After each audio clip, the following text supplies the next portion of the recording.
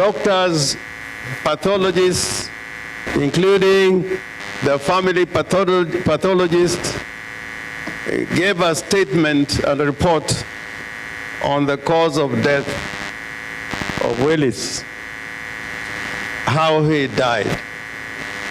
What we have not been told is who killed Willis. And I am pleading with the police, let us not go around the stories to talk about thugs and criminality.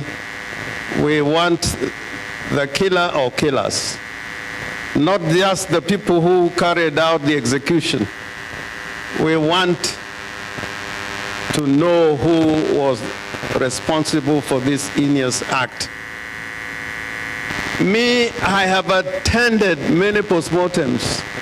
If you ask Dr. Dur, the government pathologist, I don't think there's any lawyer in the land who has attended postmortems as many as I've done.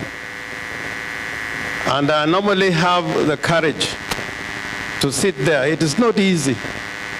And I salute the doctors. It's not easy to sit and go through that process of a postmortem. I've seen many people have been killed and murdered, including the late Dr. Uko. I was there. Julie Ward, I was there. Mtula Kilonzo, I was there. But at the end of the day, it is the investigators who are going to resolve this problem. And they have the ability, and Tandi and I want to appreciate the Inspector General. We spoke with him, we met him, came in from up country and we met him somewhere in Kasarani.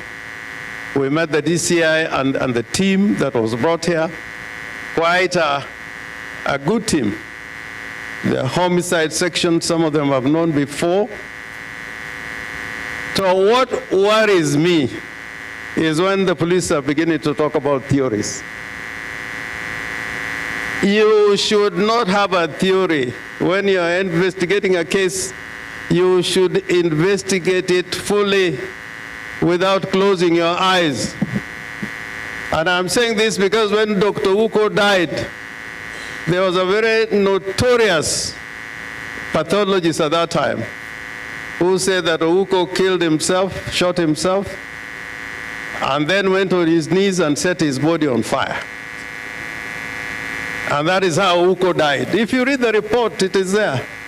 It's there. We fought against it. The other one was Julie Ward. That little girl who was killed in the Mara. And the police came out with a theory that she was killed by animals, probably a lion. But proper investigation, when they came out, it found that that little girl had been killed by people who were later on arrested and charged.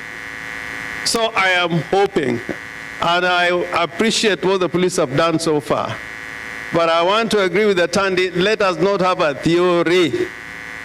Let us come out with the truth using the scientific data that you have and the facts that you have established so that we can know the killer of Willis. It will be justice, but it will not be sufficient justice because we have lost a whole life. Let it not be said that these people were out just to waylay people because they were waiting at a home in Nyamninia where people were, had a vigil for Ben Agina's brother. That would mean that even us, as we sit here, nobody would be safe. There would be somebody out there. But the police, they are under duty because even Wells Fargo, they are not allowed to carry handcuffs. But Willis was handcuffed and tied. The police must tell us where last a pair of handcuffs were lost in their stations. Those answers must come out if you want a true revelation of what happened. And I believe and trust that if all minds are put together, there's nothing like a perfect crime. You can always be able to come out with the truth if you're using the full force of the law. And these days, the good thing is that science and data are playing a very important place in investigations. So we wait anxiously to get that result of the investigations. Esther Erokamano, you got